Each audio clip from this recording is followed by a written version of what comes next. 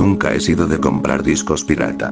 Siempre escuché historias de gente que encontraba películas mal grabadas, series incompletas o incluso archivos dañados que hacían colapsar sus reproductores. Pero aquella tarde, en un tianguis polvoriento de la colonia donde crecí, algo llamó mi atención. Entre portadas mal impresas de caricaturas, conciertos en vivo y compilaciones de música, vi un disco con una carátula extraña. No tenía título, ni imágenes claras, solo el dibujo de una vecindad mal trazada, con puertas torcidas y paredes que parecían respirar. El color del fondo era de un gris enfermizo, y en la esquina inferior derecha, con un marcador negro, alguien había escrito: El Chavo Animado. No pude evitar sentir un escalofrío. La carátula parecía mirarme, como si las ventanas de la vecindad fueran ojos ocultos. El vendedor, un hombre con voz áspera y sonrisa rota por los dientes amarillentos, se acercó demasiado a mí y susurró: No todos aguantan verlo completo. Reí nerviosamente, creyendo que era parte de la venta, pero su mirada era tan seria que me puso incómodo. Aún así, pagué las monedas que pedía y me fui rápido, sintiendo que alguien me observaba mientras me alejaba entre los pasillos repletos de discos y juguetes usados. Cuando llegué a casa, el sol ya se había ocultado, y mi cuarto estaba apenas iluminado por la luz parpadeante de un foco viejo. Coloqué el disco en la laptop, con la intención de curiosear un par de minutos antes de cenar. El menú era tosco, un simple fondo negro con letras rojas que decían: La vecindad, el verdadero final. No había opciones, no había capítulos para elegir.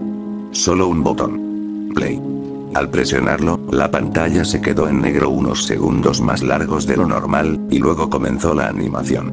Al principio parecía un episodio cualquiera del Chavo Animado. Colores vivos, las casas de la vecindad y el característico barril en el centro. Sin embargo, algo estaba mal. La paleta de colores era más apagada, como si el sol nunca brillara allí. Las sombras eran demasiado largas, deformes, retorciéndose como si las paredes fueran blandas. La música no era la alegre tonada que todos conocemos, sino un acorde disonante, lento, que chirriaba como metal oxidado. El Chavo apareció en pantalla, pero su rostro estaba diferente.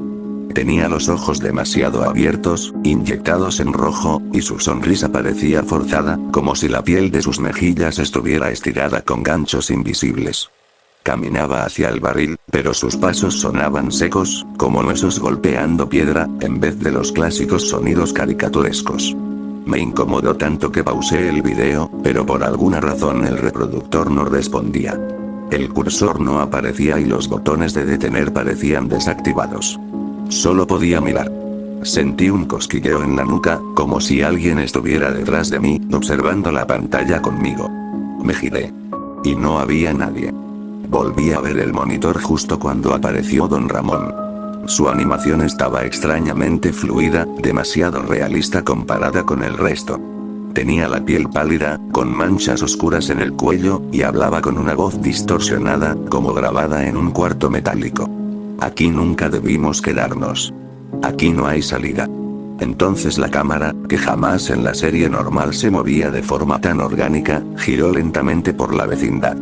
En cada rincón, en las ventanas, se veían sombras que no correspondían a ningún personaje. Figuras altas, delgadas, con brazos larguísimos, que parecían acechar a los habitantes.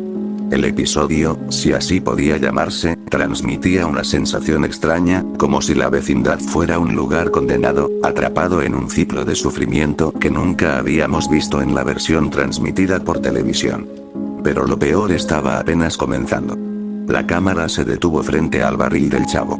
El sonido ambiente era un zumbido constante, como el de un televisor mal sintonizado, que aumentaba poco a poco hasta resultar insoportable. El Chavo entró en su barril, pero esta vez no fue una escena cómica.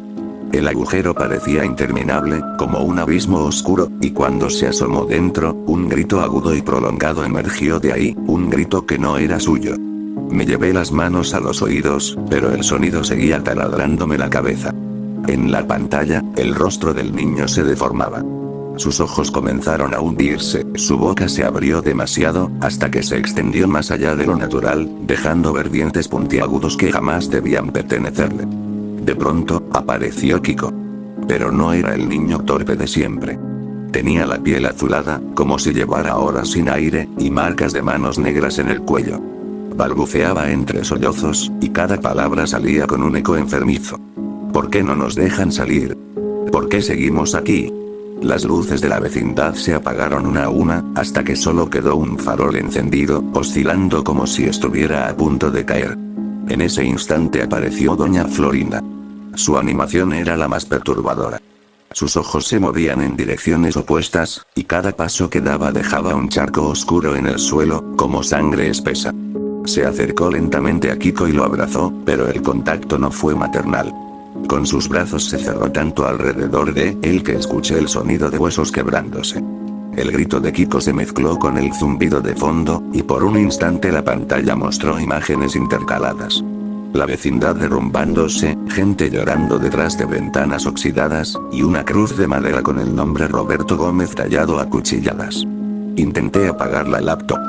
Presioné el botón de encendido varias veces, desconecté el cable, pero nada surtía efecto. El disco parecía haber tomado control del sistema, obligándome a ver. Y aunque quería apartar la vista, algo en mí me mantenía clavado a la pantalla, como si la propia caricatura me sujetara con cadenas invisibles. Don Ramón regresó a escena. Su voz sonaba más clara, más real que antes, y cada palabra parecía salir del propio cuarto, no de los altavoces. La vecindad fue nuestra tumba. Y ustedes también la comparten. La cámara se movió bruscamente hacia el cielo. No había nubes, no había sol, solo un enorme agujero rojo, palpitante, como un corazón gigantesco que latía sobre todos. Cada latido hacía vibrar la pantalla, y con cada golpe, los personajes se desfiguraban más. Barrigas abiertas, ojos colgando, risas convertidas en chillidos metálicos. El último en aparecer fue el señor Barriga. Su cuerpo estaba hinchado, como si lo hubieran inflado hasta el límite, y su rostro estaba cubierto de gusanos. Con una voz lenta y profunda, como si viniera desde el fondo de la tierra, dijo: "El pago. Siempre llega". La escena se volvió casi insoportable. Los personajes comenzaron a caer al suelo uno por uno, retorciéndose como marionetas rotas. El chavo, con su sonrisa estirada y ojos sin vida, levantó la vista hacia la cámara. Por primera vez, habló directamente al espectador. "Tú también formas parte". Y entonces la pantalla se volvió negra. Me quedé paralizado, con el corazón golpeando contra mi pecho. El silencio era sofocante, hasta que un texto apareció en letras blancas, parpadeando. El verdadero inicio es el final. De inmediato, el video continuó por sí solo, pero algo había cambiado. Los créditos no eran nombres de actores o animadores, sino listas interminables de nombres comunes, apellidos, iniciales. Reconocí varios. Eran de vecinos míos, personas fallecidas hace años. Incluso nombres de gente que seguía viva. Sentí que la garganta se me cerraba. Y todavía faltaba el verdadero desenlace.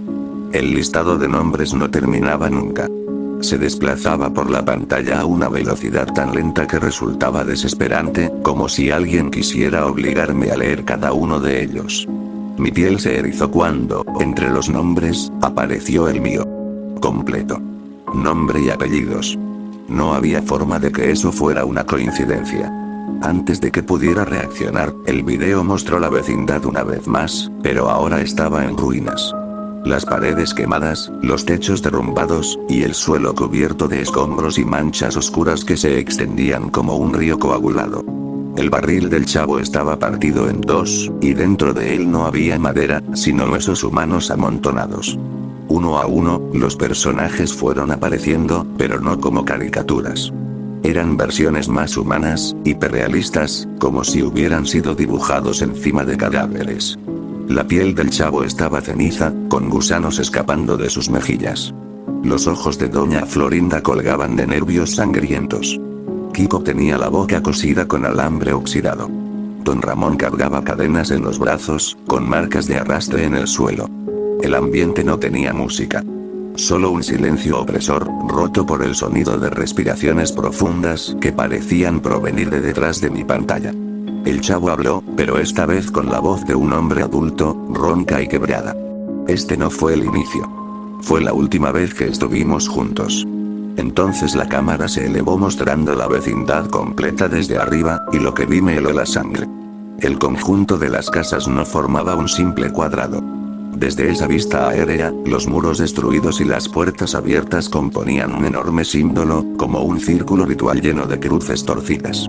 En el centro, el barril, convertido en altar. Todos los personajes comenzaron a acercarse a él, arrastrándose como bestias moribundas. Cada uno, al llegar, caía y se disolvía en el charco oscuro que se expandía alrededor del barril. El último fue el chavo. Se giró hacia la cámara, levantó una mano descarnada y señaló directamente hacia mí, antes de hundirse en el líquido. La pantalla se llenó de rojo. Y después, silencio. Cuando creí que había terminado, apareció un mensaje final, escrito con letras torcidas, como si alguien las hubiera grabado a mano. Todos murieron en la vecindad. La historia que conoces jamás existió. Ellos nunca jugaron, nunca vieron, nunca vivieron. Tú has visto el final. Ahora no puedes olvidarlo.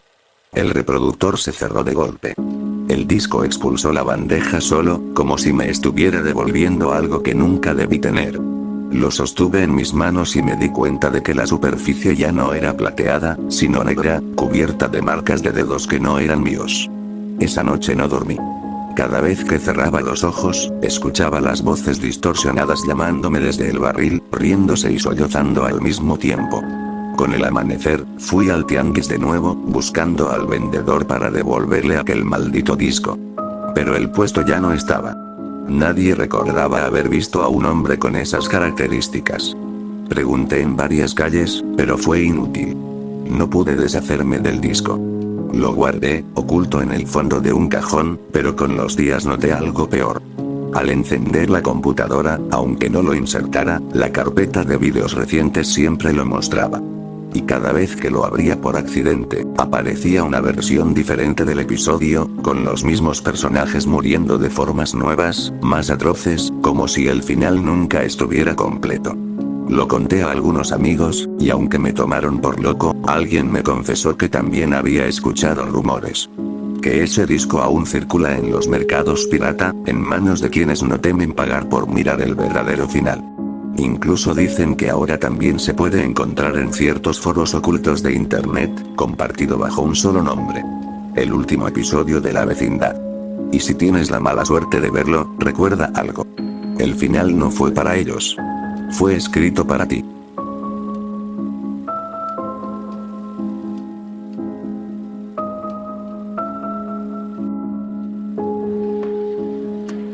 ¡Toma! No te doy otra nomás porque presta para que te algo.